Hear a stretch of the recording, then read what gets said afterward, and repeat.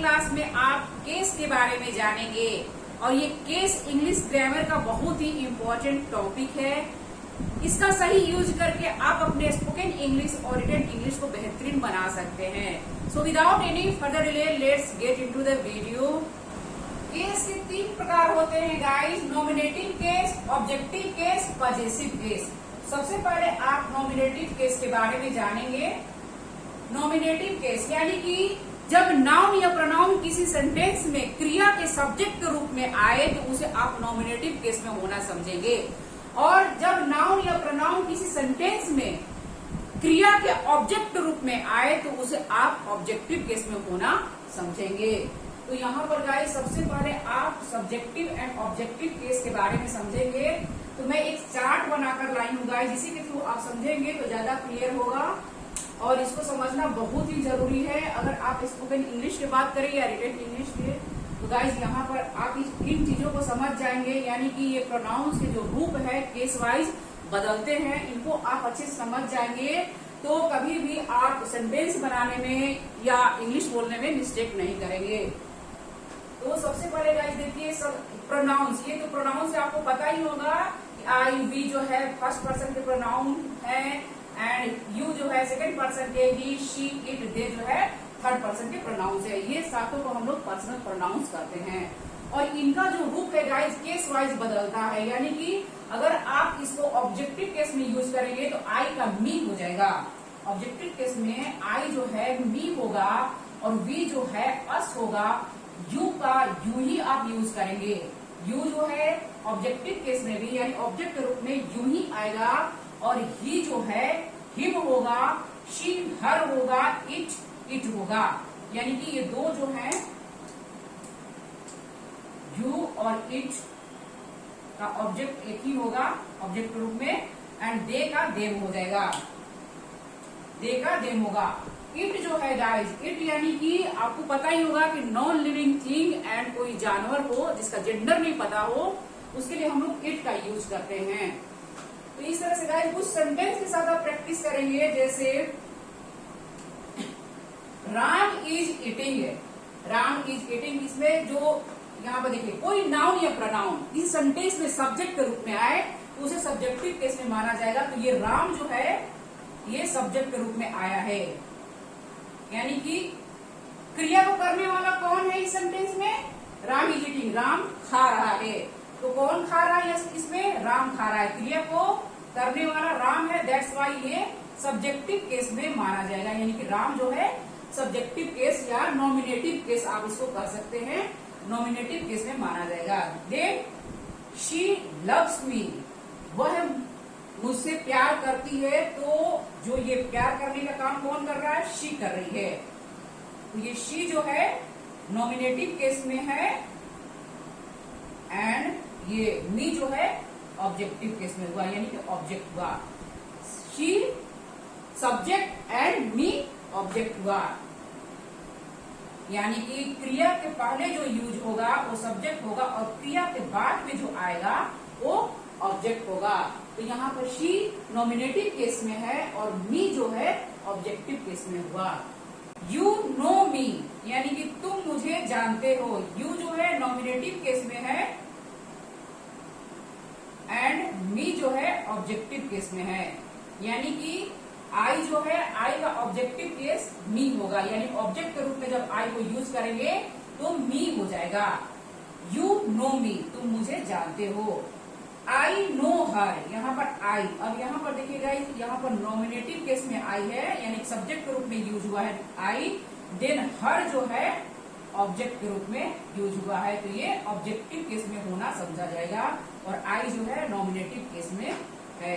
तो यहाँ पर देखिए हर, यानी कि शी का हर होता है, ऑब्जेक्टिव केस हर होता है। तो यहाँ पर हर जो है ऑब्जेक्ट के रूप में यूज हुआ है, दैट्स वाई ऑब्जेक्टिव केस में है। राम बीट्स श्याम, अब यहाँ पर गाइस ध्यान दीजिएगा, राम जो है ये नॉमिनेटिव केस में है, यानी कि सब्जेक्ट के रूप में है। राम श्याम को पीटता है या मारता है, तो यहाँ मारने का काम कौन कर रहा है? राम कर रहा है ना। तो राम जो है नॉमिनेटिव केस में है और श्याम जो है ऑब्जेक्टिव केस में है। किसको मार रहा है? श्याम को मार रहा है, यानी कि डूअर जो है राम है, रिसीवर जो है श्याम है। दैट्स वाई राम जो है सब्जेक्ट के रूप में यूज हुआ है, कर्ता के रूप में यूज हुआ है, तो ये नॉमिनेटिव केस में है, और श्याम जो है ऑब्जेक्टिव केस में हुआ। यहाँ पर गाइस विशेष ध्यान दीजिएगा कि अगर इसको आप अपोजिट करते हैं कि श्याम बिट्स मी, राम, श्याम बिट्स राम, तो श्याम जो है अब यहाँ पर नॉमिनेटिव केस में आ गया, यानी कि सब्जेक्ट के रूप में यूज हुआ है, सब्जेक्टिव या नॉमिनेटिव केस में है ये, और राम जो है ऑब्जेक्ट के रूप में यहाँ पर आया है। तो अगर नाउन यानी कि जब नाम को आप ऑब्जेक्टिव केस बनाएंगे, यानी राम हो, श्याम हो, सीता हो, गीता हो, इसको आप ऑब्जेक्ट के रूप में लिखेंगे, तो इसका जो रूप है चेंज नहीं होगा, यानी कि राम का राम ही होगा। देखिए यहाँ पर राम नॉमिनेटिव केस में है, अगर इसको आप ऑब्जेक्टिव केस में बनाए तो ये राम ही होगा। राम जो है नॉमिनेटिव केस में है, अगर आप इसको ऑब्जेक्टिव केस बनाएंगे यानी ऑब्जेक्ट के रूप में लिखेंगे तो ये राम ही होगा, इसमें कोई चेंजिंग नहीं होगा, नाम में कोई चेंजिंग नहीं होगा, यानी कि नाउन को आप चेंज नहीं कर सकते हैं। ऑब्जेक्ट के रूप में राम को राम ही लिखेंगे, श्याम को श्याम ही लिखेंगे, राधा सीता जो भी है आप वही लिखेंगे। Next guys, he wrote a letter yesterday. He जो है नॉमिनेटिव केस में है, एंड लेटर यहाँ पर जो है ये ऑब्जेक्ट के रूप में यूज हुआ है। लेटर यानी नाउन समान। The hat is on the table, यहाँ पर हैट जो है नॉमिनेटिव केस में है, एंड जो टेबल जो है ये ऑब्जेक्ट के रूप में यूज हुआ है, दैट्स वाई ये ऑब्जेक्टिव केस में है। तो आई थिंक कि गाइज अब आप nominative case and objective case के बारे में समझ चुके होंगे कि इन्हें सेंटेंस में किस तरह यूज किया जाता है, यानी कि अगर ये प्रोनाउन जो है इनका आप ऑब्जेक्टिव केस में यूज करेंगे तो आई का मी होगा, वी का अस होगा, यू का यू होगा, ही का हिम होगा, शी का हर होगा, इट का इट होगा, दे का देम होगा। अगर कोई नाउन आएगा यानी कि कोई नाम आएगा तो आप नाम को ऑब्जेक्टिव केस में चेंज नहीं करेंगे, बल्कि राम को राम ही लिखेंगे, श्याम को श्याम लिखेंगे। हाँ, आप यहाँ पजेसिव केस में नाउन को चेंज करेंगे। नाउ गाइज अब आप पजेसिव केस के बारे में जानेंगे। पजेसिव केस यानी कि पजेशन, जब सेंटेंस में नाउन या प्रोनाउन के पजेशन की बात हो, यानी कि अधिकार, स्वामित्व या संबंध का भाव व्यक्त हो, तो वहां पर हम लोग पजेसिव केस में होना समझेंगे, नाउन या प्रोनाउन को पजेसिव केस में होना समझेंगे। तो यहाँ गाइस पजेसिव केस को दो पार्ट में बांटा गया है, जैसे माई पजेसिव एडजेक्टिव माई हुआ और पजेसिव प्रोनाउन माइन हुआ। आर का आर्स होगा, योर पजेसिव एडजेक्टिव होगा और पजेसिव प्रोनाउन योर्स होगा। हिज पजेसिव एडजेक्टिव और हिज पजेसिव प्रोनाउन दोनों ही में हिज होगा। हर पजेसिव एडजेक्टिव और हर्ष जो है पजेसिव प्रोनाउन होगा। इट्स और इट्स दोनों एक होगा, दोनों में ही। और देयर होगा पजेसिव एडजेक्टिव एंड देयर्स हो जाएगा पजेसिव प्रोनाउंस। और दोनों का भी मतलब एक ही होता है गाइस, यानी माई मतलब ही मेरा मेरी मेरे, और माइन का मतलब भी मेरा मेरी मेरे होता है। लेकिन इनको आप सेंटेंस में इस तरह से यूज करेंगे कि जो माई है यानी कि पजेसिव एडजेक्टिव जो है ऑलवेज नाउन के पहले यूज होता है, यानी कि नाउन के पहले पजेसिव एडजेक्टिव का आप यूज करेंगे।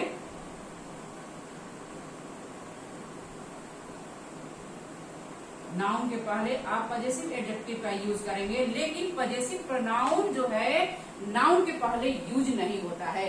इनमें यही अंतर है गाइस। पजेसिव एडजेक्टिव और पजेसिव प्रोनाउन यानी माई और mine, our ours, your yours, इनका मतलब एक ही होता है, तुम्हारा तुम्हारी तुम्हारे, इस तरह से इनका मतलब एक ही होता है। लेकिन दोनों में बस अंतर यह है कि ये जो है माई जो है पजेसिव एडजेक्टिव ऑलवेज नाउन के पहले यूज किया जाता है, लेकिन पजेसिव प्रोनाउन का यूज नाउन के पहले आप नहीं कर सकते हैं। इस तरह से गाइस आप सेंटेंस के साथ कुछ प्रैक्टिस करेंगे। दिस इज राम्स काउ, यहाँ देखिए राम्स जो है यह राम की गाय है। यहाँ इसको राम्स को हम लोग पजेसिव केस में होना समझेंगे। पजेसिव केस में राम से यानी कि राम की गाय है। यहाँ पर राम का जो संबंध है गाय से है, अधिकार संबंध दिखाने के लिए यहाँ पर यह राम की गाय है, यानी कि एपोस्ट्रोफी एस का यूज किया गया है। तो इसको हम लोग राम्स को यहाँ पर पजेसिव केस में होना समझेंगे। ही इज सोहन्स ब्रदर, यानी यह ही सोहन ब्रदर्स, वह सोहन का भाई है। तो यहाँ पर जो है सोहन जो है पजेसिव केस में है, इसको पजेसिव केस में होना आप समझेंगे। शी इज माई सिस्टर, माई जो है यहाँ पर पजेसिव एडजेक्टिव हुआ, यानी कि माई मतलब मेरा। तो यहाँ पर गाइस देखिए माई जो है पजेसिव एडजेक्टिव हुआ और सिस्टर के पहले यूज किया गया है, तो ये माई जो है पजेसिव एडजेक्टिव हुआ। माई को आप पजेसिव केस में होना समझेंगे। This is my book, this is my book, यह मेरी किताब है। माई जो हुआ यहाँ पर नाउन के पहले आया है, नाउन है बुक, बुक नाउन है और नाउन के पहले माई का यूज किया गया है, तो ये पजेसिव एडजेक्टिव हुआ, माई पजेसिव एडजेक्टिव हुआ। दिस बुक इज माइन, अब आप कहते हैं कि यह किताब मेरी है, यहाँ पर था कि यह मेरी किताब है, लेकिन यहाँ पर आप बोलेंगे कि यह किताब मेरी है। तो यहाँ पर जो माइन है पजेसिव प्रोनाउन के रूप में यूज हुआ है, ये माइन पजेसिव प्रोनाउन के रूप में यूज हुआ है। माइन जो है माइन के यानी कि कोई भी नाउन यहाँ पर नहीं है, नाउन के पहले माइन का यूज नहीं हुआ है, और यहाँ पर जो माई का जो यूज है नाउन के पहले हुआ है। इन दोनों में यही अंतर है। अगर गाइज आप यह बोलते हैं कि यह मेरी कार है, दिस इज माई कार, लेकिन अगर आप बोलते हैं कि यह कार मेरी है, दिस कार इज माइन, यह कार तुम्हारी है, दिस कार इज योर्स, तुम्हारी है मेरी नहीं, नॉट माइन। इस तरह से आप सेंटेंस को बनाएंगे, यानी कि पजेसिव प्रोनाउन के यानी कि इसके पजेसिव प्रोनाउन जो है जब यूज होगा तो ये नाउन के पहले यूज नहीं होगा, इसके बाद आप नाउन को नहीं लगाएंगे। यह कलम मेरी है, यह कलम मेरी है, दिस पेन इज माइन, यह मेरी कलम है, दिस इज माई पेन। इस तरह से आप यूज करेंगे possessive adjective and possessive pronoun को। दीज चेयर्स आर देयर्स है, दीज यानी कि ये जो कुर्सियां हैं उन लोगों की है ना, देयर्स है, देयर्स है यहाँ पर। तो ये क्या हुआ, पजेसिव प्रोनाउन हुआ, पजेसिव प्रोनाउन, देयर्स जो है पजेसिव प्रोनाउन हुआ यहाँ पर। ये कुर्सियां उन लोगों की है। Those are his, those are his, those माने कुछ भी, कुर्सियां या बुक्स कुछ भी, वे जो है उसकी है, तो यहाँ पर हिज जो है पजेसिव प्रोनाउन हुआ। इस तरह से गाइस आई थिंक कि अब आप समझ चुके होंगे कि पजेसिव एडजेक्टिव और पजेसिव प्रोनाउन को सेंटेंस में कैसे यूज किया जाता है। इस तरह से गाइस राम, श्याम, माई, माइन, देयर्स, हिज, यहाँ पर यूज जो हुआ है पजेशन दिखाने के लिए, यानी कि अधिकार या संबंध बताने के लिए यहाँ पर यूज हुआ है। इसलिए यहाँ पर राम, सोहन, माई जो हुआ, हिज जो हुआ गाइस पजेसिव केस में होना समझा जाएगा, यानी कि राम की गाय, यानी कि आप संबंध दिखा रहे हैं ना, किसकी गाय है, राम की गाय है, संबंध या अधिकार आप बता रहे हैं। यहाँ पर सोहन ब्रदर यानी सोहन का भाई यानी कि संबंध बता रहे हैं आप, मेरी बहन। तो इस तरह से गाइस यहाँ पर पजेसिव केस में इनको होना समझा जाएगा, राम, सोहन, माई, हिज, ये पजेसिव केस में है। और गाइस यहाँ पर आप विशेष ध्यान दीजिएगा कि अगर आप इसको राम जो है, राम का ऑब्जेक्टिव केस में राम ही होगा, लेकिन अगर आप पजेसिव केस बनाएंगे तो यहाँ पर हिज हो जाएगा। अगर आप कहते हैं दिस इज राम्स काउ, लेकिन अगर आप कहते हैं कि यह गाय उसकी है, यानी कि राम की जगह आप उसकी की बात करेंगे, तो यहाँ पर दिस